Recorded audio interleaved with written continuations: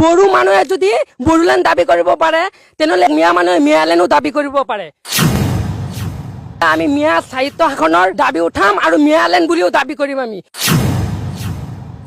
পুনৰ সংস্থাপন দিব নালাগিব, নহ'লে আমি মিয়া সাহিত্য শাসনৰ দাবী উঠাম আৰু মিয়ালেণ্ড বুলিও দাবী কৰিম। আমি বড়ো মানুহে যদি 1932 পৰা বড়ো আন্দোলন কৰি 35 লাখ মানুহে বড়োলেণ্ড দাবী কৰিব পাৰে তেনেহ'লে 140 লাখ মিয়া মানুহে মিয়ালেণ্ডো দাবী কৰিব পাৰে।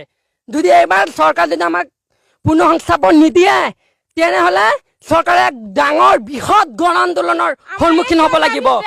আমি মিয়া ছাত্ৰ পৰিষদে গোটেই অসমৰ লগত দিল্লী গোটেই ভাৰতবৰ্ষ কঁপাই তুলিম।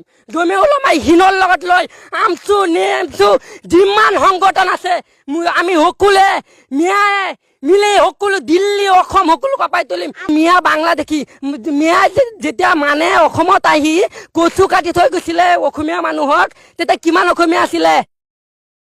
আমি মিয়া সাহিত্য শাসনৰ দাবী উঠাম আৰু মিয়ালেণ্ড বুলিও দাবী কৰিম। আমি বড়ো মানুহে যদি 1932 পৰা বড়ো আন্দোলন কৰি 35 লাখ মানুহে বড়োলেণ্ড দাবী কৰিব পাৰে তেনেহ'লে 140 লাখ মিয়া মানুহে মিয়ালেণ্ডো দাবী কৰিব পাৰে। যদি এইবাৰ চৰকাৰ যদি আমাক পুনৰ সংস্থাপন নিদিয়ে তেনেহ'লে চৰকাৰে এক ডাঙৰ বৃহৎ গণ আন্দোলনৰ সন্মুখীন হ'ব লাগিব।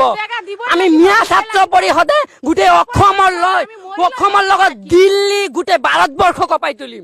জমিউল উলামা হিনৰ লগত লৈ আমচু নেমচু যিমান সংগঠন আছে আমি সকলোৱে মিয়াই মিলি সকলো দিল্লী অসম সকলো কঁপাই তুলিম। মিয়া বাংলাদেশী মিয়াই যেতিয়া মানে অসমত আহি কচু কাটি থৈ গৈছিলে অসমীয়া মানুহক, তেতিয়া কিমান অসমীয়া আছিলে।